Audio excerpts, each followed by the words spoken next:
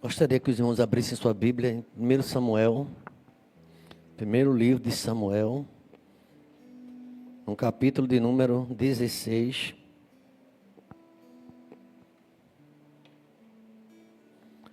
Onde nós vamos proceder com essa leitura.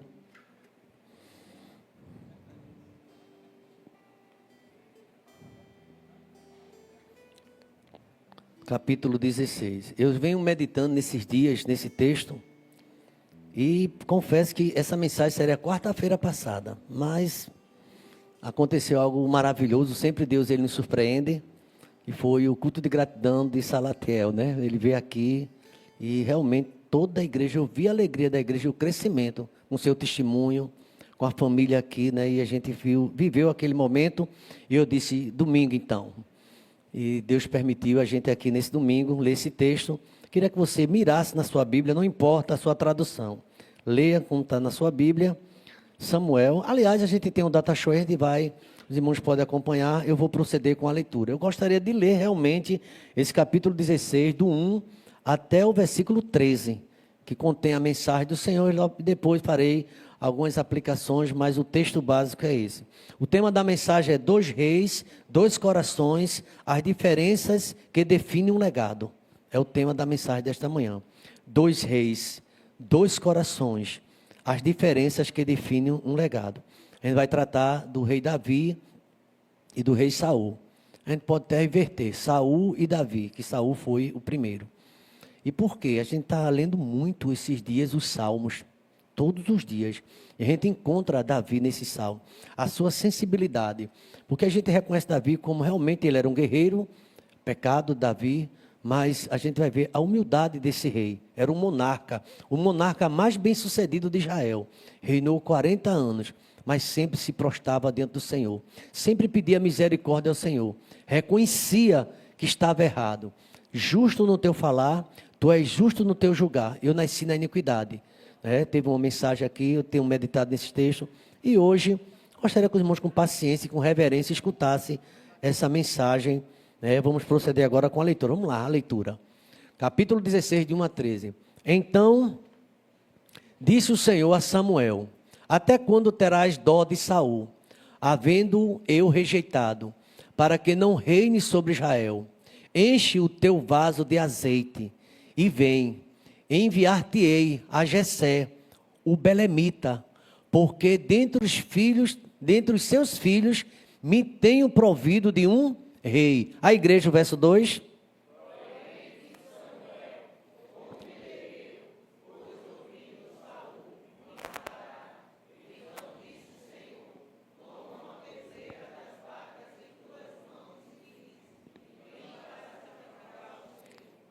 Veja bem, o texto que vocês acabaram de ler, preste bem atenção em cada leitura. Volta aí, por favor, o verso 2. Leia já, pedindo a Deus a interpretação. Olha, porém disse Samuel, Deus deu uma ordem a ele ficou com medo de cumprir a ordem. Mas por que ele teve medo? Como eu irei? Pois ouvindo Saul, ele vai fazer o quê? Saul matava os profetas, viu? Saul matou sacerdote e não foi pouco não. Se ele ouvir Samuel, nome de oração, de revelação, ele não ia mentir não. Se ele souber que eu vou ungir um rei, ele vai me matar. Crente da tribo de Benjamim, querendo matar o outro. E Davi só fazia servir a ele. Vamos prosseguir, preste atenção, verso 3. E convidarás Jessé ao sacrifício, e eu te farei saber o que hás de fazer. E ungir-me-ás a quem eu disser. Deus às vezes tem seus mistérios e não diz a ninguém. Se ele quiser, ele diz, você vai para tal lugar, vai para a casa de Jessé, veja, volta um pouquinho, né? Vai fazer um sacrifício, e eu te farei saber, por enquanto não, só me obedece. Irmãos, quando a gente não entender, mas continua obedecendo, só me obedece. E você vai ungir quem eu te disser. Vai ser diferente, vocês ungiram Saul, não fui eu. E a gente vai ver na mensagem de hoje, que teve aquela unção, permissão de Deus, mas não foi a vontade do Senhor. Foi mais um clamor popular. Samuel ficou muito triste, inclusive. Mas vamos lá, verso 4. Fez, pois, Samuel o que dissera o Senhor, e veio a Belém. Por isso que é belemita, porque ele é de Belém, ok? Então os anciãos da cidade saíram ao encontro e tremendo, os anciãos tremendo, porque sabia da fama de Saul, e disseram: de paz é a tua vinda. A igreja pode ler o 5?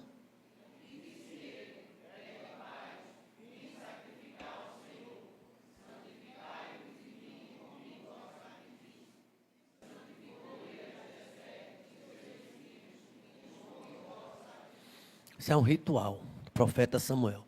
E sucedeu que, entrando ele, viu a Eliabe. Eliabe é um irmão de Davi, ele tinha 7 irmãos. Eliabe era o mais velho.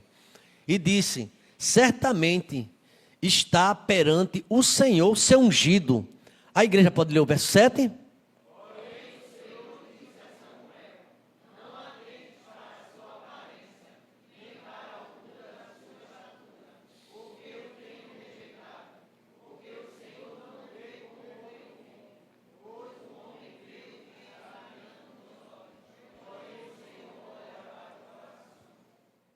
Então chamou Jessé a Abinadab e o fez passar diante de Samuel, o qual disse: nem a este tem escolhido o Senhor.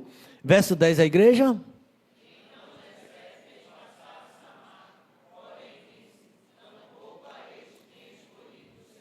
Era só varão de guerra, vezes que passaram os 3, viu? Mas Deus, eu não escolhi nenhum dos 3. É uma lição. Eu acho esse capítulo 16, meu Deus, maravilhoso. Para a gente se tranquilizar.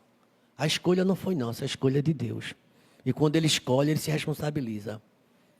Assim fez passar Jessé os seus 7 filhos diante de Samuel. Porém Samuel disse a Jessé: o Senhor não tem escolhido estes. O versículo 11, a igreja.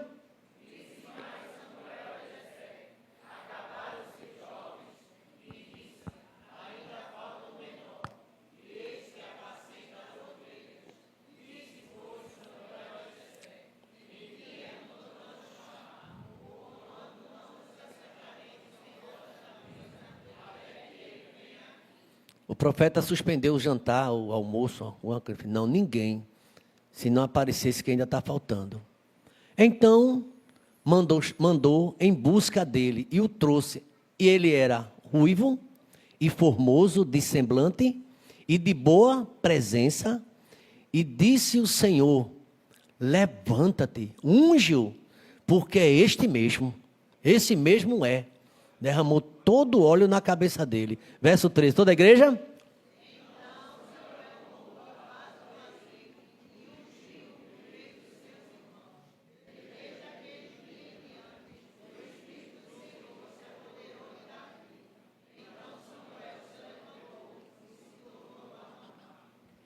Obrigado, meu Deus, pela tua palavra da exposição. Nos dá entendimento, Pai. Palavra que renova a cada dia. É um texto bem conhecido, mas ele tem uma revelação especial neste último domingo, pela manhã, nesse jejum em família, aqui com a tua igreja.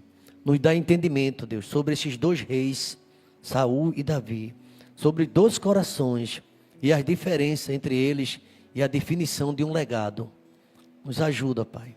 Tanto Davi como Saul eram pecadores, defeitos, falhos, mas aqui estabelece algumas diferenças, porque havia um que reconhecia, outros não. Sempre teimava, Pai, e achar que estava certo. Nos livra disso, ó Pai. Nos ajuda a reconhecer, como foi lido no Salmo hoje, 19, quem pode entender seus próprios erros? Expurga-me, tira de mim aqueles que me são ocultos. E nos dá entendimento da tua palavra, em nome de Jesus. Vamos dizer amém, irmãos? É muito interessante. Eu fico impressionado com essa história. Sempre eu aprendo. Não é Eliabe, o rei, o novo rei de Israel. Saul já havia sido rejeitado. Interessante, uma curiosidade bíblica, você vai ler no capítulo 13, capítulo 8 em diante, de 1 Samuel, que lá em Gigal, Saul pecou contra o Senhor. E o Senhor disse a Samuel que tinha rejeitado já. Ele só tinha 2 anos de reinado, alguns estudiosos dizem. Mesmo assim, ele reinou 40 anos. 38 anos na frente de um povo sem aceitação divina. E Deus ali, está difícil entender, né? Como é que eu estou aqui na frente e Deus está tolerando, está permitindo com alguma finalidade, mas já tinha rejeitado aquele homem. E eu fiquei muito pensativo com esse texto. E aqui, 2 reis, 2 corações e a diferença entre eles. Há momentos, irmãos, eu queria que vocês prestassem bastante atenção, serei breve, a mensagem será breve, mas ela tem um conteúdo muito forte para nossas vidas. Há um momento na vida de todo líder, aliás, de todo crente, seja qual for, em que Deus faz uma pergunta que nos confronta. Deus vai confrontar a gente em algum momento. Foi o que aconteceu com o profeta Samuel. Ele estava mergulhado de luto, Samuel. Estava com o coração triste, estava em luto. De coração partido pelo fracasso do rei Saul. Você sabia que Samuel amava demais Saul? Mas Deus disse assim, que ele não era mais o escolhido, tinha rejeitado. E agora, até quando? Veja no capítulo 16, versículo 1, a gente acabou de ler. Até quando terás compaixão de Saul, vendo que eu rejeitei? É como se Deus dissesse para Samuel, o profeta, era tempo de virar a página. Vai ter momento de Deus virar a página na nossa vida, irmão. E precisamos começar tudo novo. Às vezes do zero, Deus ele nos chama. É nesse texto e contexto que vamos testemunhar um dos momentos mais cruciais da história dos reis de Israel. É justamente com esse texto. A transição da monarquia. Deus rejeita Saul e escolhe Davi. Mas não foi uma escolha arbitrária. Foi uma escolha baseada em algo que só Deus pode saber e ver. O coração. Deus, quando escolhe, ele vê o coração. Tem um hino no cantor cristão que diz, ele vê a petição, ele sonda o coração, né?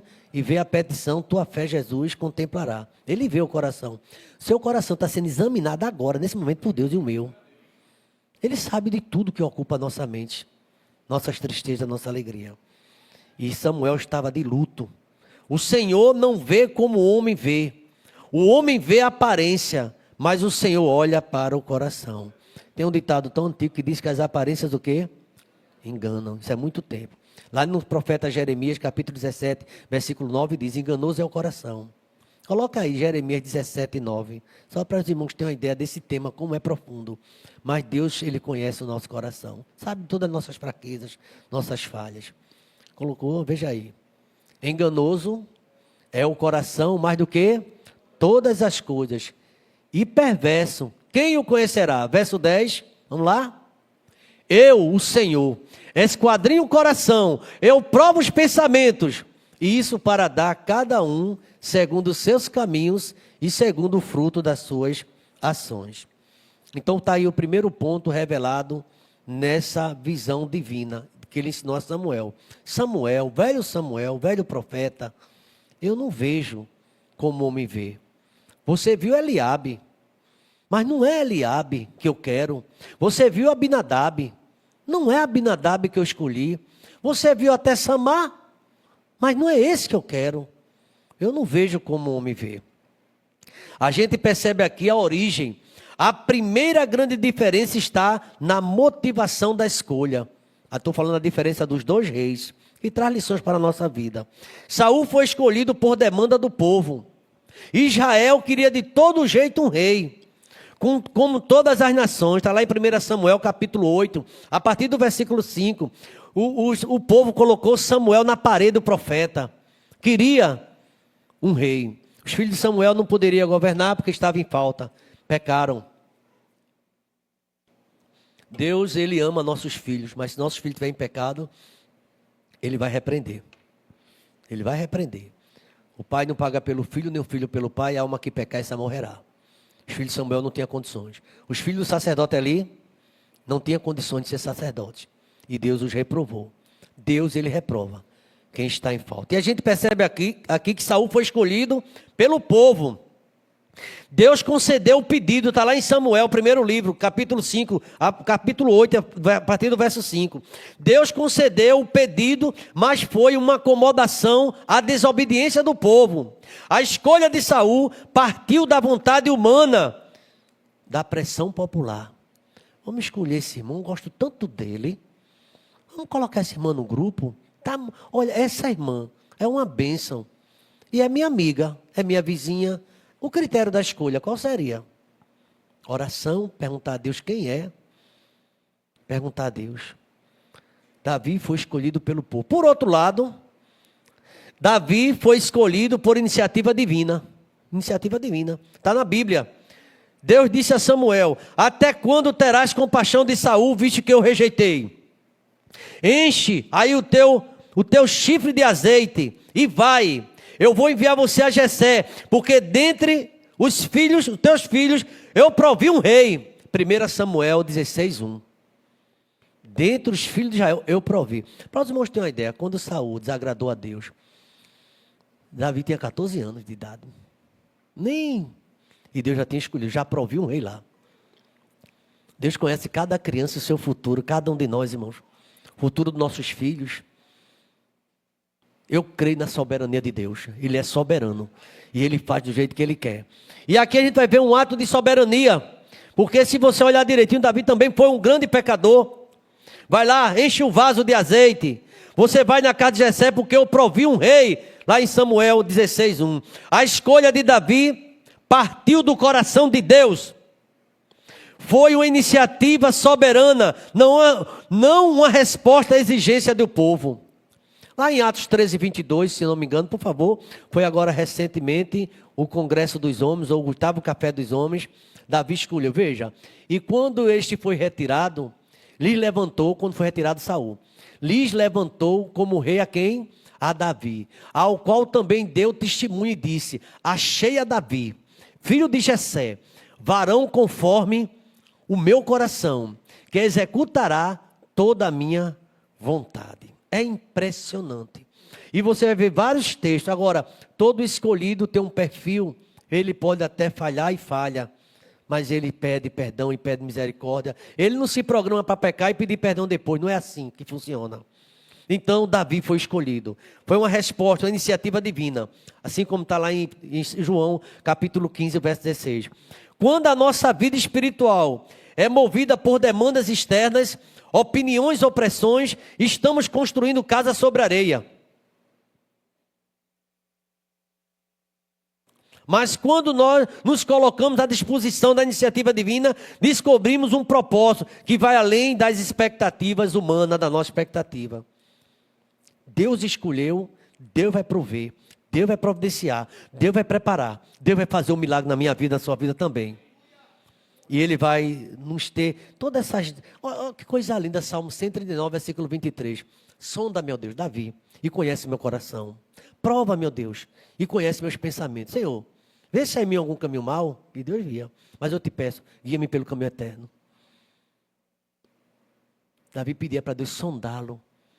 Quem que pode entender seus próprios erros?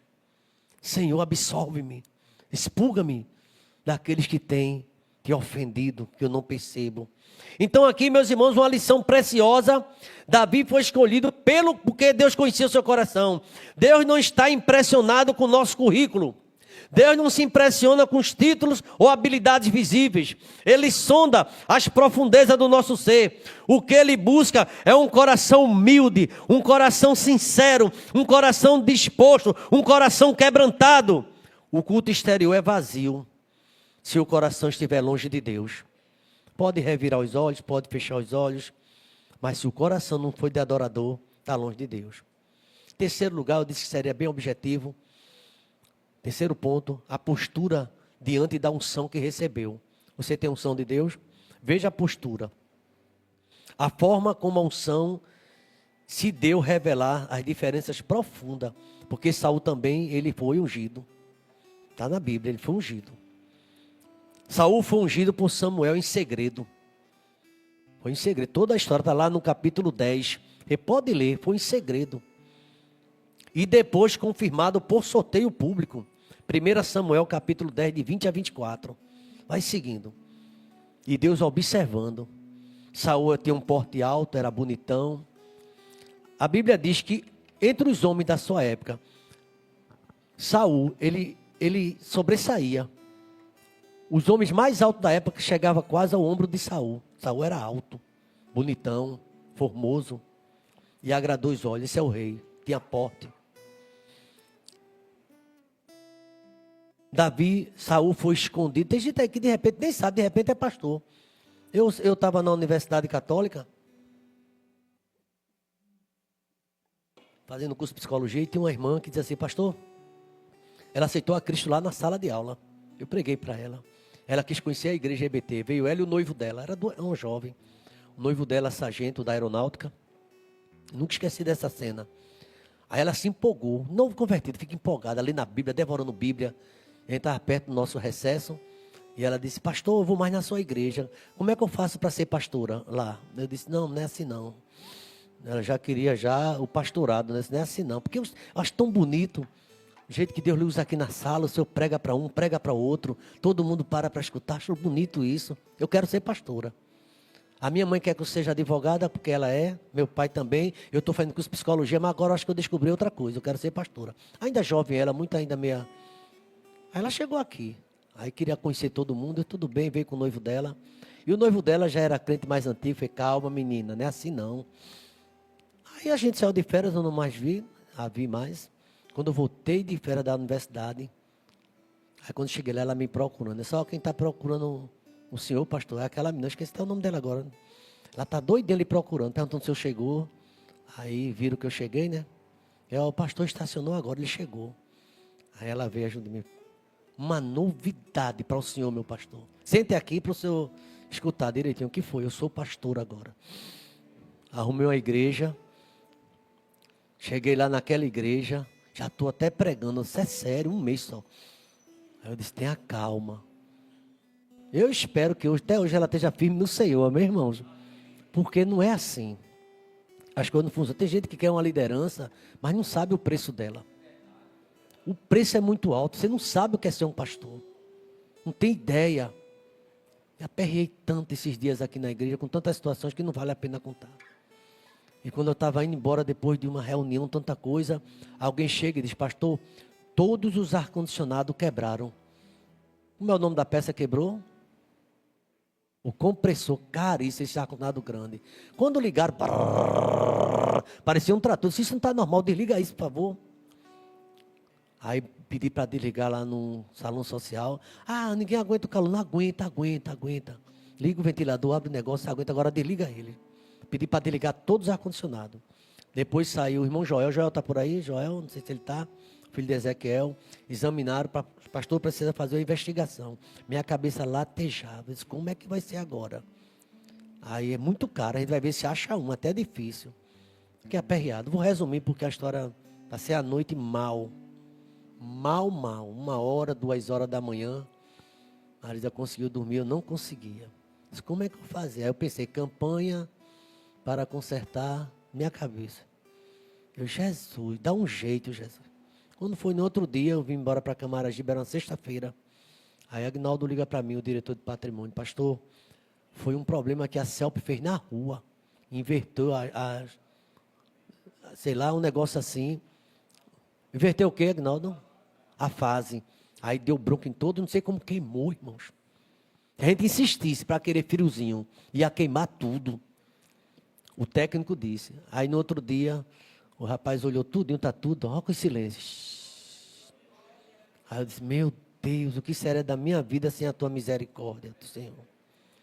Então, lembre-se disso. Lembre-se que o escolhido, nem sempre o chamado de Deus é acompanhado de holofotes. Não pense que você vai ter vida fácil. Tem gente que quer, como aquela minha coleguinha.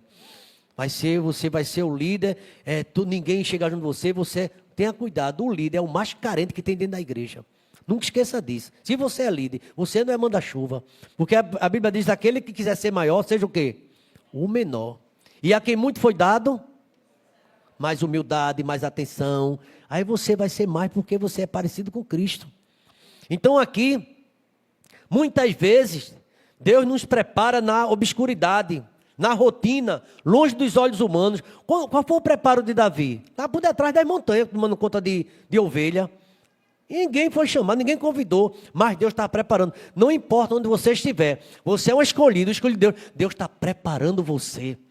Não precisa que ninguém te veja e tal. Deus está vendo. O mais importante é Deus ver o nosso coração. Eu queria avançar, irmãos. Então pense nisso. Davi aprendeu a liderar cuidando de ovelhas antes de liderar Israel.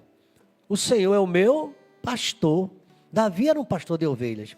Ele percebia o cuidado, ele cuidava das ovelhas e percebeu o cuidado também. Era na vida de Davi, cotidiana, a gente aprende essa lição. Ele aprendeu. A gente precisa servir a Deus com integridade, com fidelidade, inteireza do coração.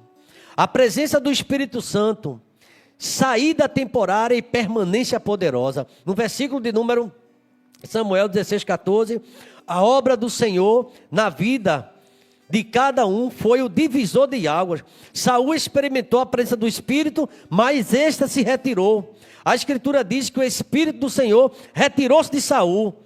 16, versículo 14. O Espírito veio sobre ele para capacitação, mas por sua desobediência persistente, Deus entregou a sua própria ruína. Irmãos, tudo que Saul queria fazer era ele sozinho, não consultava mais o profeta. Tem gente que tem um pastor disponível, faz tudo sozinho. Nem pergunta, o que é que o senhor acha disso, pastor?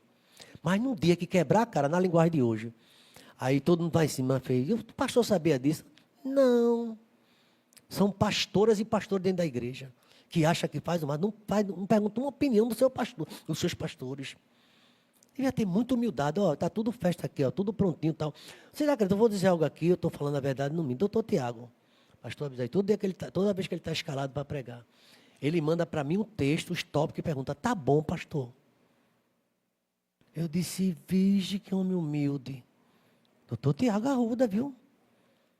Tá bom desse jeito, só quer mudar alguma coisa? Eu disse, não, doutor Tiago, tá, senhor, mas eu pensei que ele ia deixar, depois que eu disse umas 3 vezes, mas até hoje, olha o tema aí. O tema não vai para Gilton logo, não, vai para mim. Interessante que o diácono Paulo pregou agora recentemente. Pastor, olha o que eu pensei. O que é que o senhor acha? Tem esses 2 textos, qual a sua sugestão? Eu se os 2 está lindo.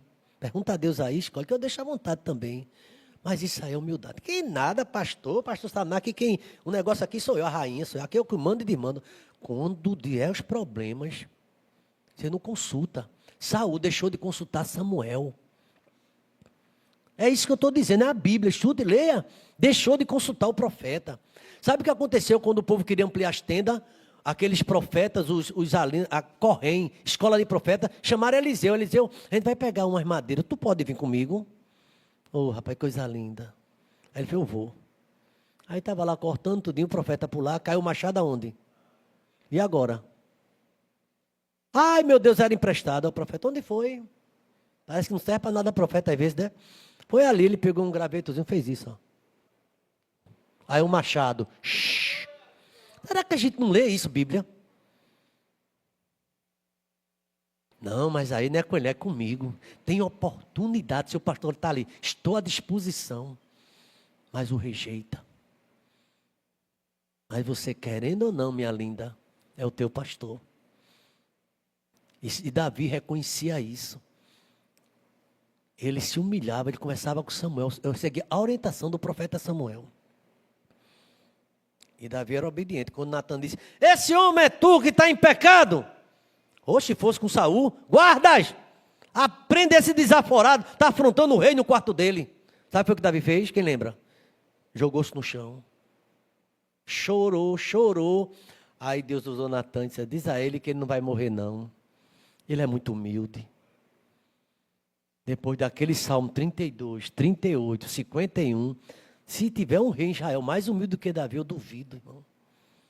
Ele publicava suas falhas. Quem quer falar de falha aqui? Ninguém fala, a gente esconde. Davi disse, eu pequei, o que o senhor fizer comigo está bem feito. Já Saul, não. Essas ovelhas que você está escutando, mas Deus mandou matar tudo, não pegar nenhum despojo. Não, é porque a gente faz um banquete para o Senhor. Mas Deus disse que não quer. Deus não gosta de gordura. Deus quer sacrifício. Deus quer obediência. Obedecer é melhor do que sacrificar. Fazendo tudo com aquela alegria, o pastor fica olhando assim, autossuficiência. Salatiel disse uma coisa que eu acredito que abalou, me abalou. Eu percebi nesse meu AVC severo que o homem é insuficiente. Não sei se você lembra o que ele disse aqui, em público. A gente acha que é cheio de conhecimentos enrolado. Eu vou dizer uma coisa a você, não se ofenda não, porque aplica a mim também. Nós somos insuficientes, suficiente é Jesus. E ele é capaz, é quem ele quer, fica questionando porque foi Davi não. Como uma professora de psicologia, eu já disse isso aqui. Tem 3 pastores na sala, tem um presbiteriano e tinha João Batista, que era outro pastor também. Me explique por que esse bendito Davi é o homem segundo o coração de Deus. Um mau elemento desse. Mesmo assim ela disse. Eu disse, que é isso, professor? Oxê! Ele articulou a morte do seu general. Ele ficou com a mulher dele. Ele é mau, ele matou não sei o quê. Por que é o homem segundo o coração de Deus? Eu disse, irmã, a senhora lê Bíblia, leio. Por favor, faça uma leitura do Salmo 32, faça dos Salmos 38 e 51. Depois a gente conversa sobre isso. Ninguém se expõe como Davi. Eu pequei, sou eu que errado. A gente, sabe quem que erra quando dá uma coisa no departamento da gente? Eu sabia que aquela pessoa, é ela que está errando. Nunca a gente tem a capacidade de dizer, fui eu. Sempre a gente vai descobrir alguém que está falhando. E não é você se é alguém, com certeza. E a gente às vezes tem coragem de dizer assim, fulano ou fulana não serve para nada. Deus fica escutando, está arrebentando, fulano não serve para nada. E quem que serve para tu? Teu passado está aqui, ó, nas minhas mãos, tua vida. Não adianta a gente pousar de crente, sabe, super perfeito, que nós não somos mesmo. Nós estamos aqui, todos nós, pela misericórdia do Senhor. E não pense que Davi era o melhor, porque era impecável e inerrante, porque Davi confessava. Todo o salmo dele fala sobre isso. Davi recebeu um espírito de forma permanente.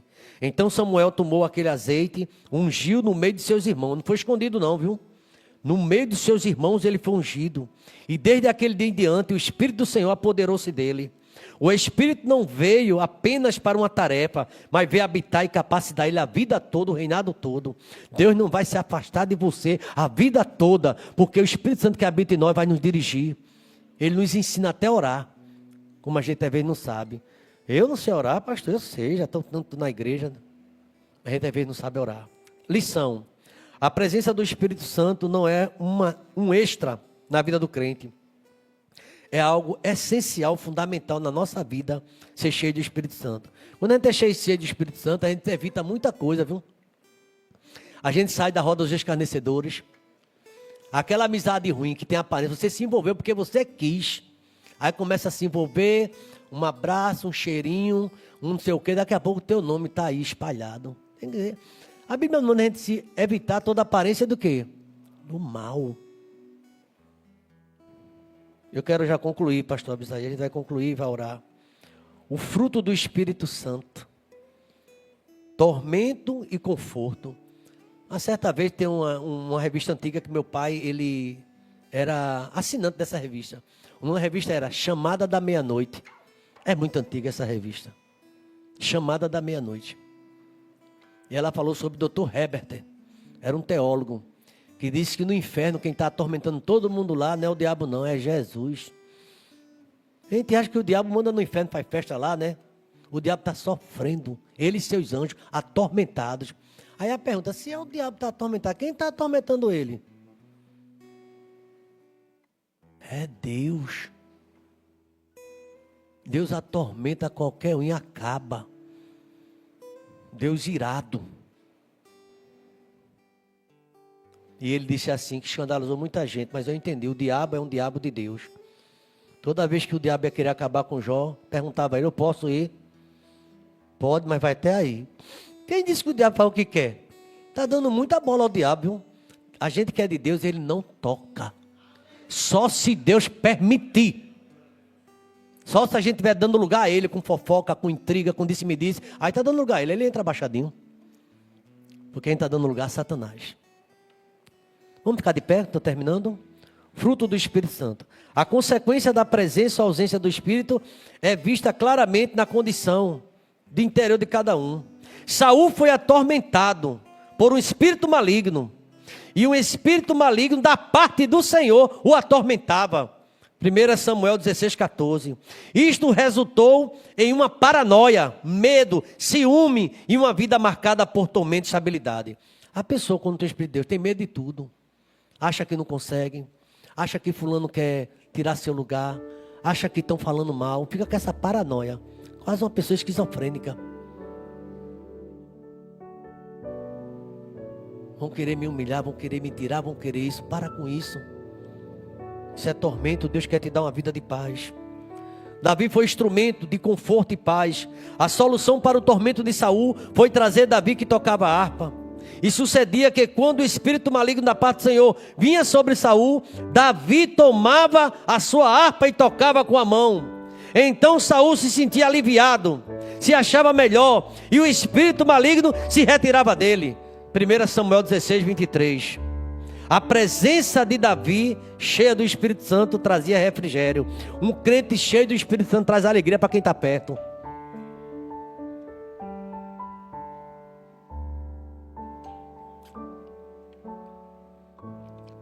E finalmente o legado: fracasso e morte, esperança e aliança. Infelizmente não só fracassou Saul, como morreu distante de Deus. O final da história é triste, e cada um traz o selo das suas escolhas. Saul deixou um legado de fracasso. Sua vida terminou em tragédia, derrotada em batalha, suicídio, e sem uma dinastia perpétua que perpetuasse seu nome. A sua liderança foi marcada pelo medo, pelas meias obediências, meia verdade, uma mentira toda, e levou a nação à estabilidade. Qualquer líder, seja qual for, se não tiver firme na presença do Senhor, todo o seu liderado fica com medo, fica destroçado, fica angustiado. Como é importante a vida do líder, uma vida no altar. Davi deixou um legado de esperança e aliança eterna. Embora tenha pecado, a Bíblia não esconde, seu coração se voltava para Deus em arrependimento. Deus fez com ele uma aliança eterna, prometendo sua descendência teria um trono para sempre, culminando em Jesus Cristo. Lembra da oração de Bartimeu? Jesus, filho de Davi. Lições e encerro mesmo para a gente orar. Nossas escolhas de hoje constroem nosso legado de amanhã. O que o homem semear, ele vai colher. Isso é a lei infalível da semeadura. O que você estiver plantando, pode até demorar, como Saul demorou 38 anos, mas vai cair. Podemos viver como Saul, buscando nossa glória. Você sabia que Saul fez um legado? Ele levantou um altar para a glória dele, depois da guerra dos Amalequitas. Mas veja a história de Davi, se Davi fez alguma coisa assim. E finalmente, podemos viver como Davi, ou com Saul, com todo orgulho, é meu, tudo é meu, tudo é meu, a gente não tem nada aqui. Ou viver como Davi, um coração que busca a Deus, mesmo em suas falhas. Ele deixou um legado que aponta para a graça, a fidelidade e a misericórdia de Deus na vida dele. A conclusão simples é essa: a história de Saul e Davi não é apenas uma narrativa antiga, é um espelho de nossas almas nos dias de hoje, e nos confronta a fazer perguntas essenciais. Primeira pergunta: qual a motivação da nossa vida? Qual a minha motivação onde eu estou? A pressão dos outros ou a vontade de Deus? O que Deus vê quando olha para mim e para você? O que Deus vê quando olha para nós? Uma fachada impressionante ou vê um coração sincero? O que é que Deus vê quando olha para nós? Como estamos lidando com a presença do Espírito Santo? Estamos entristecendo com desobediência ou trazendo alegria e permitindo que Ele nos capacite? Deus não busca pessoas perfeitas. Ele busca corações disponíveis, ensináveis. Davi falhou, mas em seu coração se quebrantava diante de Deus. Saul falhou e o coração endureceu. Há uma grande diferença, irmão. Que possamos clamar como Davi: cria em mim, ó Deus, um coração puro e renova dentro de mim um espírito reto, inabalável. E que a graça do Senhor Jesus, o amor de Deus, o nosso eterno Pai, a comunhão e as doces consolações do Teu Espírito, Pai, esteja sobre a IEBT, sobre cada líder, sobre nós e todo Israel espalhado na face da terra, desde agora e para sempre. Vamos dizer amém, irmãos? Deus abençoe, um dia maravilhoso.